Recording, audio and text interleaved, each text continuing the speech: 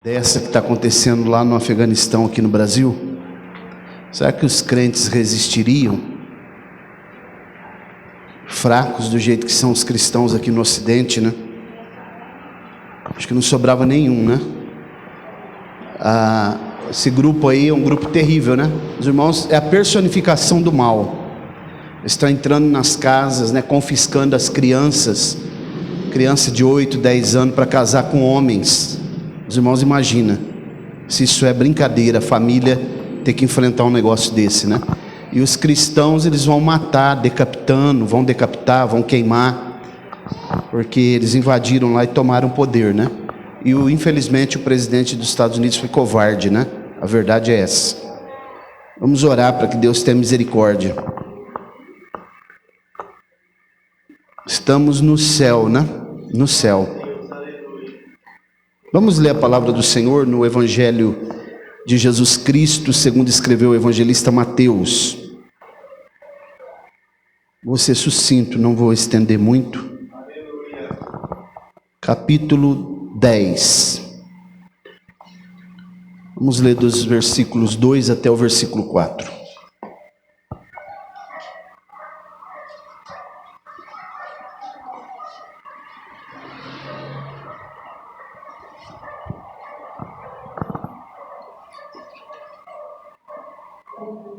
Amém?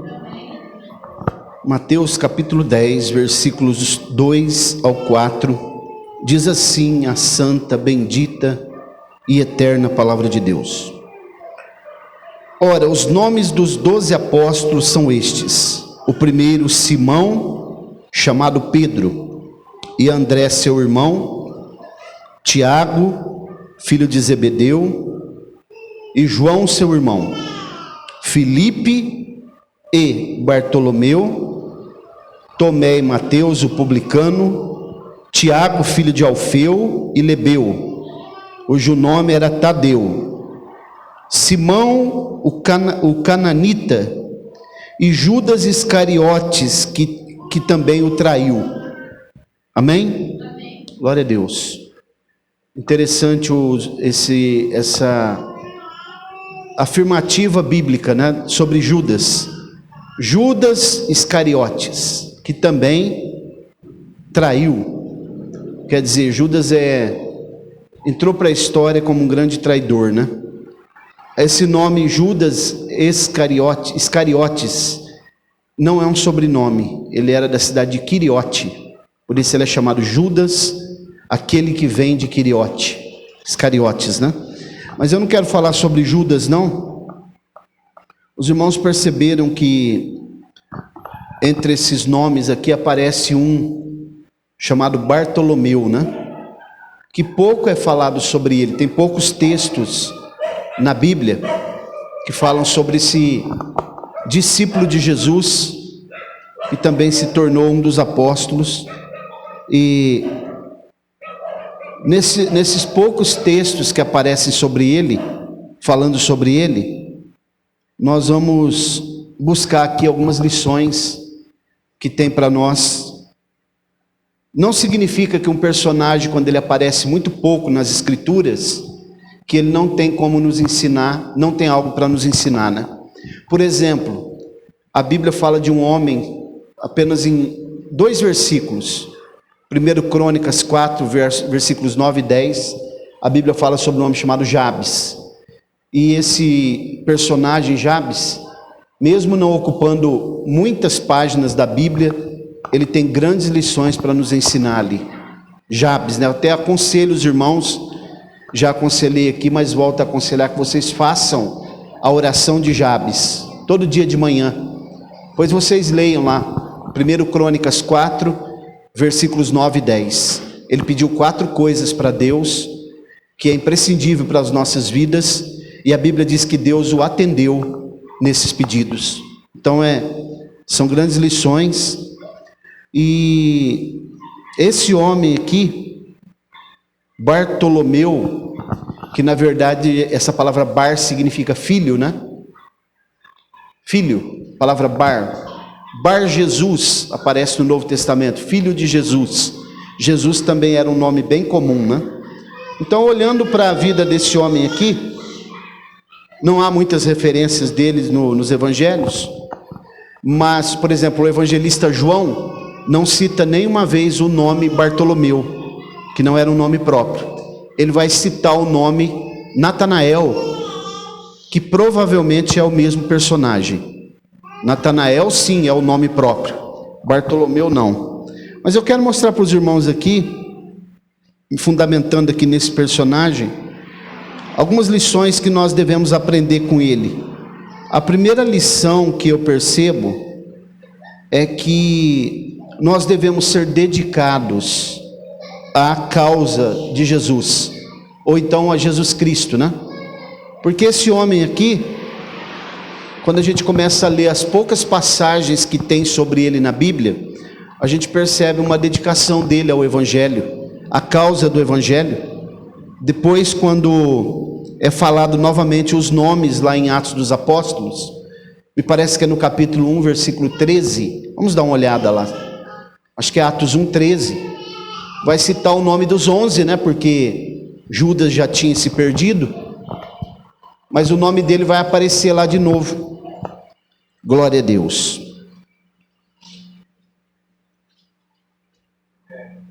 É 1,13, né?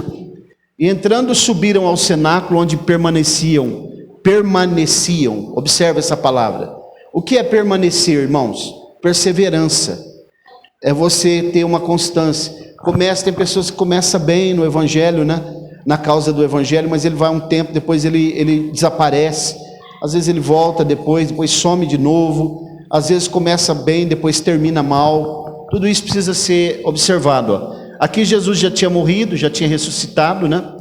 E entrando, subiram ao cenáculo onde permaneciam Pedro e João, Tiago e André, Filipe e Tomé, Bartolomeu e Mateus, Tiago, filho de Alfeu, Simão o Zelote, que era o Zelote era uma seita, né? Simão veio dessa seita, dos Zelotes.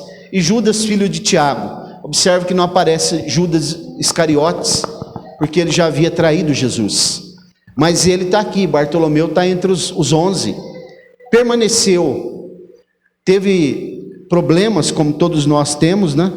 Mas ele permaneceu. Irmãos, o segredo do Evangelho, de se permanecer no Evangelho, é a perseverança.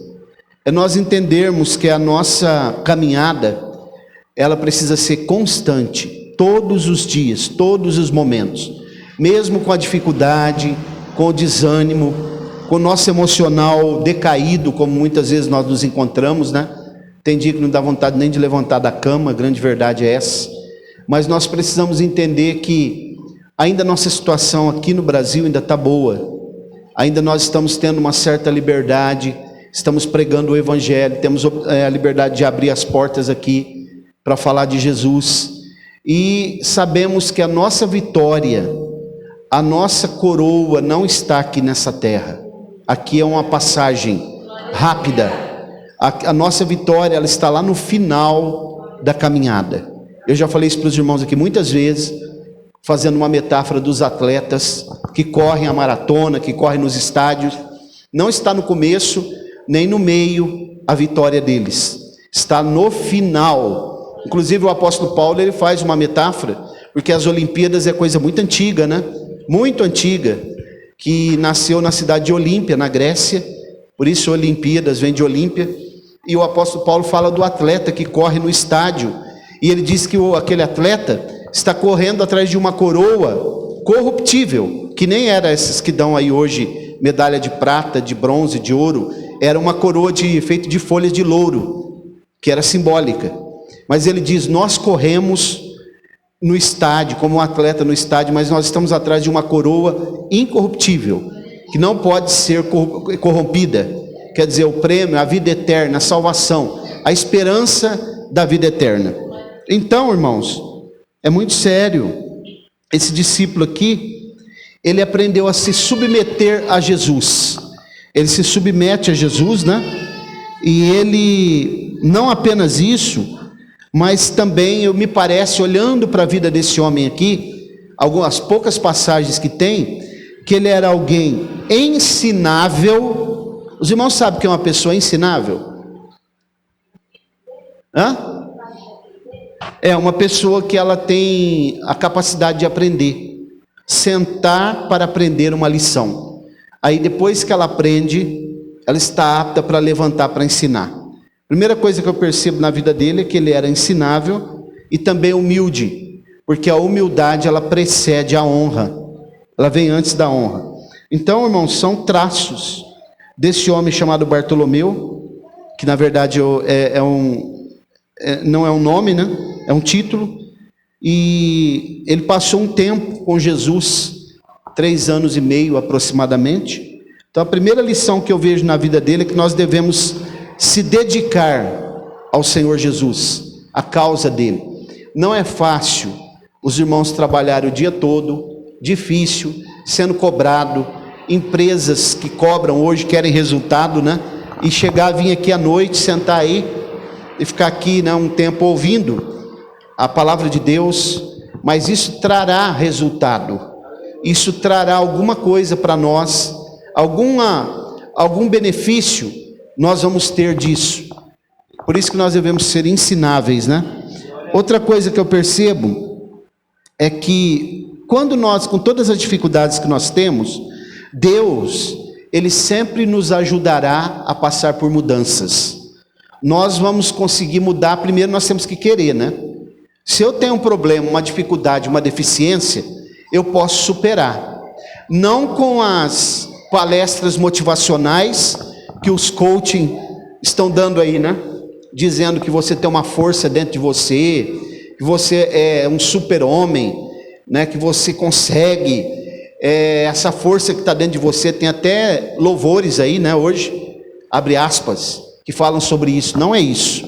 Nós conseguimos primeiro se eu quiser ter uma mudança. A palavra metanoia no Novo Testamento, palavra grega que significa vem de metamorfose, que é mais ou menos o que acontece com aquela lagarta que depois ela se transforma numa borboleta.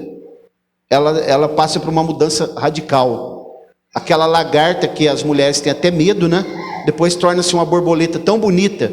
Alguém tem medo de borboleta aqui? Mas de lagarta, você tem medo de borboleta? Geralmente as pessoas pegam a borboleta, né? E é bonita mesmo. É uma mudança radical. Agora Deus, Ele é o principal, a força motriz da nossa mudança está em Deus, porque Ele nos ajuda naquilo que nós não conseguimos. Porque se a gente for atrás dessas mensagens motivacionais triunfalistas, depende só de nós mesmos para mudar. Nós conseguimos, nós nunca vamos perder, nós nunca vamos ficar para trás, nós sempre seremos campeões. Isso é o que é ensinado pelos coaches, né? E pelas essas mensagens triunfalistas. Mas nós percebemos que quando Jesus estava sendo julgado e ele foi crucificado, todos os 12 apóstolos, Judas já tinha abandonado mesmo porque traiu, e os outros 10 também sumiram, entre eles Bartolomeu. O único que não fugiu, que se aproximou lá do momento da crucificação, foi o apóstolo João, só ele. Bartolomeu também fugiu, estava entre eles, mas depois nós lemos em Atos ali, que ele estava lá no cenáculo. Significa que ele repensou, e ele se doou, né, naquilo que ele precisava, e ele teve uma capacidade de mudança, e ele com certeza foi ajudado para isso. O próprio Pedro precisou ser trabalhado, né, lá no capítulo 21 do evangelho que escreve João. Jesus tratou Pedro lá, quando ele estava indo pescar de novo, voltando para a pescaria. Jesus fez um tratamento com Pedro lá, como fez com poucos, e inclusive fez ele confessar 3 vezes que amava Jesus, para que ele pudesse pudesse haver uma correção daquelas 3 vezes que ele negou Jesus. Então, irmãos, nós podemos mudar, e Deus está pronto para nos ajudar. Agora, eu preciso ter a consciência de que servir a Jesus e segui-lo não é algo tão simples como as pessoas estão pensando que é. Vamos dar uma olhada num texto muito conhecido, Mateus 16, 24 e 25. Mateus 16, versículos 24 e 25. Olha como diz a palavra de Deus. Então Jesus disse aos seus discípulos: se alguém quer, primeira coisa lá, ó, precisa querer. Ninguém pode servir ao Senhor obrigado, é voluntário. Olha lá, ó. Se alguém quiser vir após mim, negue-se a si mesmo, subjugar o nosso ego, né? Tome a sua cruz e siga-me. Agora olha o 25. Pois quem quiser salvar a sua vida por amor de mim, perdê-la-á. Mas quem perder a sua vida por amor de mim, achá-la-á. O que os irmãos estão achando que está acontecendo com essas pessoas que estão morrendo, decapitados, queimados, afogados, jogados de prédio lá no Afeganistão agora? O que vocês acham? Eles dizem assim: você vai negar o seu Jesus e vai aderir ao Islã?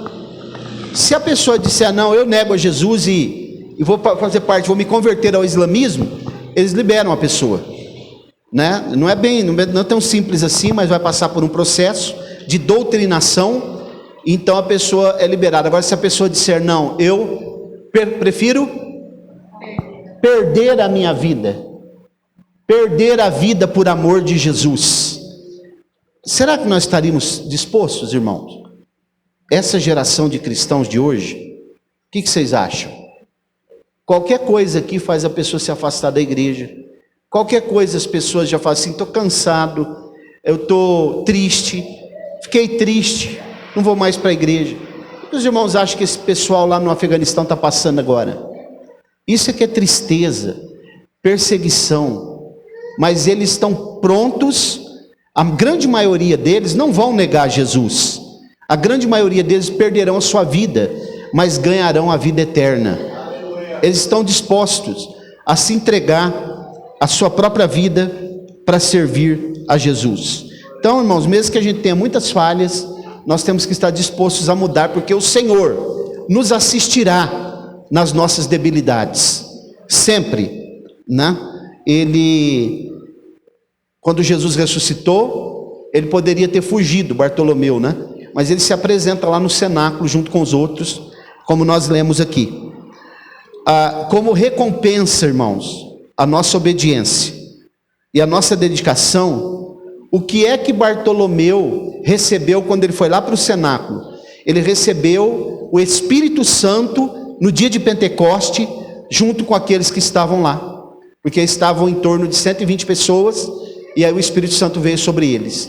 Então a sua perseverança, a sua capacidade de voltar atrás, mesmo que depois que abandonou Jesus, naquele momento lá da crucificação, com medo, né, de ser reprimido, de perder a sua vida, como o próprio Pedro fez também, embora há controvérsias, me parece que existia outros motivos sobre o caso do apóstolo Pedro, mas o fato é que ele volta para lá, ele está entre os discípulos e ele recebe o Espírito Santo.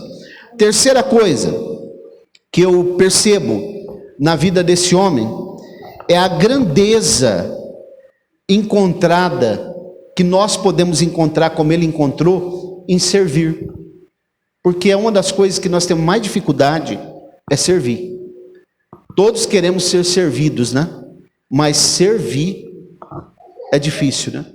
Os irmãos se lembram uma vez que eu falei para vocês aqui, que perguntaram para um grande maestro de música, vocês vão lembrar agora, perguntaram para ele: maestro, qual é o instrumento mais importante da sua orquestra?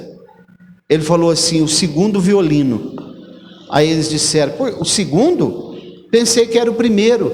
Aí ele disse: não, é o segundo, porque ninguém quer ser o segundo, todos querem ser o primeiro. Isso acontece na política, isso acontece no âmbito empresarial, isso acontece em todas as esferas da sociedade e também na igreja. Isso é normal, isso acontece, isso é do ser humano, né? Mas eu percebo que esse homem aqui, ele se dedicou em servir, né? É um verdadeiro significado de grandeza, irmãos, servir, porque houve aquela disputa, os irmãos já sabem por que Jesus lavou os pés dos discípulos, né? Em João 13, porque quando eles estavam andando pelo caminho, Começou uma disputa entre eles, de quem era o maior entre eles. Essa disputa foi séria, a ponto da mãe de um deles pedir para Jesus: quando chegar lá no teu reino, coloca meu filho sentado lá à tua direita, Senhor. Tamanho era o grau de disputa entre eles. Aí Jesus chega, faz toda aquele surpreendente ato de pegar uma bacia de água. Ele que era o primeiro, o Senhor, o soberano, o mestre sobre eles, e ele fez trabalho de servo, de escravo. Essa palavra servo no Novo Testamento é doulos, que é escravo. Por acaso vocês já viram um escravo ter vontade própria? Não tem. Essa é a ideia que traz quem serve a Cristo. A vontade que prevalece é a vontade dele, não a nossa. Mas aí a gente sempre quer que a nossa vontade prevaleça, né?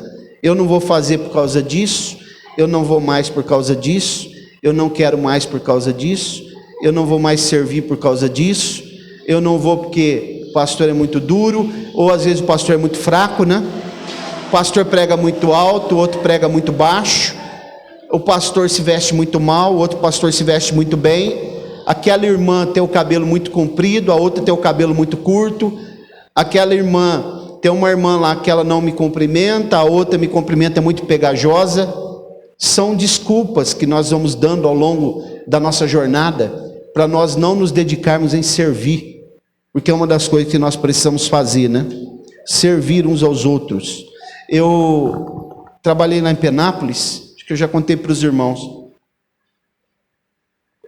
e eu era pastor de um setor lá de 4 congregações, e tinha o dia que cada ceia que tinha, era um setor que ia para lá, lembra, irmã Roberta? E aí o pastor setorial dirigia o culto lá na sede. Então chegou o dia que a gente foi, e aí todo o trabalho lá era o nosso setor que fazia, e eu dirigia o culto lá. Isso era feito lá todo mês, cada setor dirigia o culto na sede. Aí eu estou lá dirigindo o culto, e quem servia a ceia eram os obreiros daquele setor. Então tinha um irmão lá, que tinha sido consagrado a presbítero há poucos dias. Não foi eu que separei ele não, foi o pastor lá, o pastor principal. Eu até ainda falei para ele, acho que não é bom separar ele agora não, porque ele vai dar problema. Mas ele, não, vamos dar uma chance para ele. Então tá bom, então separa. Aí chegou no dia lá de organizar a ceia, os irmãos lembram do irmão Sidney, o pastor Sidney que veio aqui? Eu pedi para ele, o irmão Sidney, organiza lá para nós, faz favor. Ele era diácono na época, nem pastor era. O senhor chama os obreiros lá do nosso setor e organiza aí para ele servir a ceia. Aí ele faltou diácono, ele foi chamar esse irmão que agora era presbítero. Aí ele falou assim, eu não vou ajudar a servir não, porque agora eu sou presbítero. Aí ele veio falar comigo, o irmão Sidney, né? Pastor, o irmão não quer servir lá, que ele falou que agora ele é presbítero. Aí eu falei, fala para ele que eu falei que é para ele servir, que ele é presbítero, mas ele ainda é diácono também, ele não deixou de ser diácono. Aí ele foi, irmão, mas ele não gostou não. Ele serviu a ceia durante todo o tempo, bicudo. Agora eu pergunto para os irmãos, existe algo mais nobre do que servir a ceia para os irmãos? Para mim é uma honra poder servir uma ceia, né? Eu continuo sendo diácono ainda. Então os irmãos olham onde está a cabeça do ser humano. E aqui esse Bartolomeu, me parece que ele aprendeu a grandeza de servir, né? Vamos dar uma olhada num texto. Lucas 22, 24 e 25. Glória a Deus, aleluia. Glória a Deus. Vamos ler até o 27, né? Lucas 22, do 24 até o 27. Olha como diz lá. Levantou-se também entre eles contenda sobre qual deles parecia ser o maior. Ao que Jesus lhes disse, os reis dos gentios dominam sobre eles, e os que sobre eles exercem autoridades são chamados benfeitores. Mas vós não sereis assim. Jesus está dizendo para eles, vocês não são gentios, vocês são parte da igreja. Antes o maior entre vós seja como o mais novo, e quem governa como quem serve. Pois qual é maior, quem está à mesa ou quem serve? Porventura não é quem está à mesa? Eu, porém, estou entre vós como quem serve. Perceberam, irmãos? Como é bom servir? A Eloá não está querendo servir, não, vocês estão percebendo? Pois é, irmãos. Então, em suma, o que Jesus está ensinando nessa passagem é que se alguém quiser ser grande, precisa servir, aprender a servir, não é? Ser servo. Bartolomeu e os outros discípulos, eles poderiam no momento da lavagem dos pés, né? Talvez eles olharam com incredulidade, porque Jesus se apresentou para fazer o trabalho dos escravos, lavar os pés uns dos outros.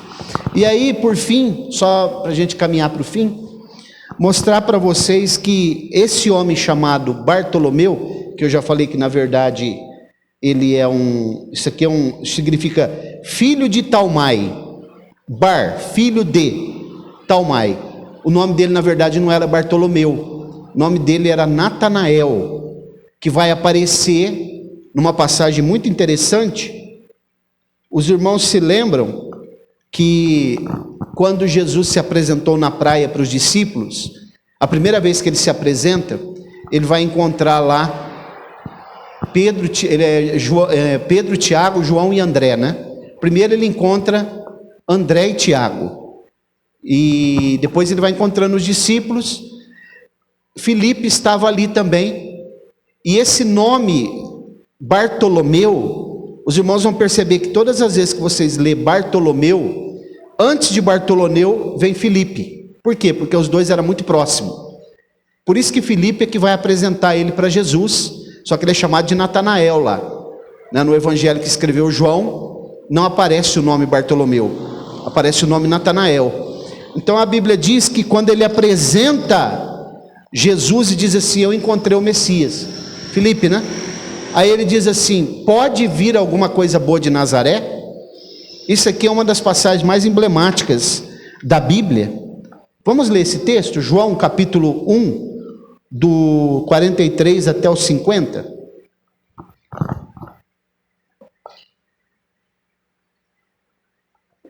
Tudo que está na Bíblia, irmãos, não é por acaso. Não é por acaso que o nome Bartolomeu, ele vem sempre depois do nome de Filipe. A Bíblia não tem coincidência, né? Olha lá. No dia seguinte, Jesus resolveu partir para Galiléia, e achando Filipe, disse: segue-me. Ora, Filipe era de Betsaida, cidade de André e de Pedro. Olha lá. Filipe achou a Natanael, que é o mesmo Bartolomeu, só que aqui é o nome próprio dele, né? E disse-lhe: acabamos de achar aquele de quem escreve Moisés na lei. A lei é a Torá que ele está falando, e os profetas, Jesus de Nazaré, filho de José. Perguntou-lhe Natanael: pode haver coisa bem-vinda de Nazaré? Disse-lhe Filipe: vem e vê. Jesus, vendo Natanael aproximar-se dele, disse a seu respeito: eis um verdadeiro israelita em quem não há dolo. Perguntou-lhe Natanael: de onde me conheces? Respondeu-lhe Jesus: antes que Filipe te chamasse, eu te vi quando estava debaixo da figueira. Respondeu-lhe Natanael: mestre, Rabi, né? Tu és o filho de Deus, tu és o rei de Israel. Ao que lhe disse Jesus: por que te disse, vi-te debaixo da figueira, crês? Coisas maiores do que estas verás. Perceberam o encontro de Natanael, que é o mesmo Bartolomeu, com Jesus? O porquê, irmãos, vocês acreditam? Qual o pensamento que vocês têm? Que Jesus disse assim: eis aí um verdadeiro israelita. O que é verdadeiro? Aquilo que não é falso. Primeiro ponto: esse homem não tinha duas caras, verdadeiro israelita. Outro sim, quando ele fala eu te vi debaixo da figueira, existem muitas conjecturas, né? As pessoas dizem que é uma passagem que aconteceu quando Herodes mandou matar as crianças, que tanto Natanael como Jesus se escondeu debaixo da figueira, ali eles ficaram próximos, os pais teriam escondido eles, mas não dá para bater o martelo. Mas provavelmente essa figueira que ele está falando é a nação de Israel, e ele está dizendo: você é um israelita, eu te conheço. você não é falso, você veio mesmo, você faz parte do povo de Israel, você é autêntico. Ele está dizendo é isso. Então o que acontece aqui? Eis aqui um verdadeiro israelita em quem não há dolo, quer dizer, não tem como te acusar de nada, você é íntegro. Aí eu pergunto aqui, irmãos, para todos nós, nessa noite, olhando para a vida desse simples homem, será que Jesus poderia ou pode dar o mesmo testemunho que ele deu deste homem a respeito de nós? Da igreja contemporânea agora, dos pregadores da última hora, dos profetas da atualidade, dos apóstolos modernos. O que vocês acham? Será que passaríamos no teste? Será que se Jesus analisasse o nosso dia a dia, a nossa conduta, a maneira que nós lidamos com as coisas, a maneira com que nós pregamos ou vivemos aquilo que pregamos, será que ele falaria isso a respeito? Se ele encontrasse comigo, aqui em Colina, e ele poderia dizer assim: eis aí um verdadeiro cristão em quem não há dolo algum. O que vocês acham, irmãos? Será que nós temos buscado seguir os conselhos que a Bíblia Sagrada nos dá nos cultos de ensino aqui ou no final de semana? Porque, irmãos, é muito bom se a gente for num culto e a gente ouvir uma palavra de vitória, né? Uma palavra motivadora, uma palavra que fala que Jesus vai curar nossa enfermidade, que Ele vai nos dar vitória, vai nos dar prosperidade. O ser humano gosta disso, ele quer ouvir isso, né? Uma vez falaram para a senhora, né, irmã Maria Amélia? Mas o ser humano precisa de palavra motivadora, né? Claro que o ser humano quer isso. Mas, irmãos, para que nós possamos alcançar algo vindo de Deus, nós precisamos seguir as lições da sua palavra. Como eu falei aqui, né, no sábado, sobre a sabedoria e a instrução. O tutor chamado instrução, que é, para termos sabedoria não basta, precisamos do tutor, que é a instrução. Então esse homem aqui, ele tem um diálogo com Jesus, aí Jesus fala para ele que já conhece ele se assusta, ele diz: mas da onde o Senhor me conhece? Eu te conheço, desde quando você estava lá debaixo da figueira, não é de hoje que eu já te conheço, assim como ele conhece cada um de nós que está aqui, viu? Nossa conduta, nosso caráter, nossa personalidade, o que nós pensamos, o que nós falamos, como nós tratamos as pessoas, lidamos, o tipo de veracidade que existe em nós, ele sabe tudo. E é interessante isso daqui, porque ele tinha acabado de pronunciar: pode vir alguma coisa boa de Nazaré? Porque nos dias de Jesus, irmãos, a Palestina estava dividida em 3 partes. 3. Primeiro a Judéia, ou Judá, né? Que era onde estava a elite. As pessoas mais instruídas, que tinham uma condição socioeconômica melhor, estavam lá. Dentre eles os fariseus, os saduceus. Agora depois tinha uma outra parte, que era a Galileia, aonde não se acreditava que podia vir nada de bom. Inclusive um profeta não poderia sair de lá. Para eles era impossível. Isso era a cultura da época, eles não acreditavam que um profeta pudesse sair da Galileia. E depois tinha uma pior parte ainda, que era chamado Pérea, que fica além do Rio Jordão, né? Que é chamado hoje Transjordânia, na linguagem moderna, que é território da Jordânia. Eles chamavam de Pérea, que era o pior lugar. Lá então nem se fala, né? Mas eles não acreditavam que o Messias poderia vir de um lugar daquele, da Galileia, porque ali não era o lugar de profeta. Tanto é que Jesus, ele chega lá, né, em Cafarnaum, ele chega em Nazaré e ele diz assim que um profeta não tem honra na sua pátria.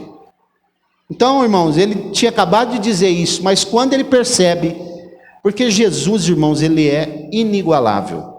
Já falei para os irmãos muitas vezes aqui, Jesus é sui generis, único no gênero. Jesus, quando ele chega e as palavras, o toque, a maneira que ele tratava as coisas, é inigualável. Ninguém pode ser comparado com Jesus. Se você falar para o Islã aí agora, né? Eles dizem que Maomé é o cara, né? Você sabia que Jesus é citado no Alcorão? Muitas vezes. Muitas vezes. Só que para eles Maomé é o grande profeta. mas Maomé não está nem nos pés de Jesus, porque Jesus é inigualável. A maneira que Jesus trata, a maneira que Jesus faz, né? Jesus é o Senhor de todas as coisas, o dono de tudo, e a nossa maior referência. Você quer ter a tua vida abençoada? Você quer ter... Eu vou te dar uma palavra nessa noite de motivação aqui. Vocês querem, e eu também quero, né? Ter uma vida de honra, uma vida abençoada. Quer ter a sua família transformada. Quer ver que realmente as coisas mudaram na sua vida? Deixa Jesus tomar conta de tudo. Deixa Jesus entrar na tua casa. Convide Ele para entrar. Faça como Maria disse lá em Caná da Galileia, quando acabou o vinho: fazei tudo quanto Ele vos disser. Experimenta, faz um teste. Ah, pastor Mauro, isso é coisa da sua cabeça, né? Porque às vezes há uma impressão, irmãos, quando você está pregando, que as pessoas podem pensar: isso é coisa da cabeça do pastor Mauro. Isso aí é uma filosofia dele, né? Isso é coisa dele. Faz um teste, irmãos. Faça um teste. Convide Jesus para entrar lá na sua casa e diga para Ele: cuida, Senhor, do meu marido. Cuida, Senhor, da minha esposa. Cuida da minha casa, dos meus negócios. E que eu não venha tomar nenhuma decisão, nenhuma atitude, que eu não faça nada sem falar com o Senhor e te consultar antes. Porque o Senhor vai fazer o que é necessário, colocar as coisas no devido lugar, porque Jesus não erra, Jesus não falha. Jesus, como Ele conhecia Natanael, Ele conhece o nosso coração, e Ele sabe quem somos nós, Ele sabe quem é o teu marido, Ele sabe quem é a tua esposa, Ele conhece a linhagem da tua família, os teus ancestrais, Ele sabe de que família você vem, Ele sabe tudo, e Ele sabe por que você veio aqui nessa noite. Então, irmãos, é fazer isso. Esse homem aqui, ele entendeu, né? Teve um encontro com Jesus. E como é bom, irmãos, quando nós nos encontramos com Jesus. Vamos ler um texto que está em João capítulo 1, 43. É o que nós lemos agora, né? Acabamos de ler ele agora. Quando ele diz essa palavra: pode vir alguma coisa boa de Nazaré? Às vezes, nós caímos no mesmo erro. Sabiam? Nós podemos dizer assim: pode vir alguma coisa boa de Colina? Eu mesmo já pensei, já falei isso. Aqui em Colina, só a misericórdia de Deus, né? Aqui não é brincadeira. Colina é um lugar de grande aprendizado. Mas Deus pode fazer grandes milagres aqui também. Porque a bênção de Deus não está em lugares. A bênção de Deus está em pessoas. Deus abençoa aqueles que são fiéis, aqueles que procuram servi-lo com fidelidade. Esse Jabes mesmo, que eu aconselhei os irmãos, que vocês leiam depois, 1 Crônicas 4, versículos 9 e 10, ele tinha tudo para dar errado, porque o próprio nome dele já é pejorativo. A mãe dele colocou o nome dele, sabe de quê? Aquele que causa dores. Jabes significa isso. A Bíblia não explica por quê, né? Não se sabe se ela teve um trabalho de parto difícil, se ela teve depressão pós-parto, se ela foi abandonada pelo marido. A Bíblia não diz. Mas a Bíblia diz que ela teve ele com dores. E aí ela colocou o nome dele, Jabes, aquele que causa dores.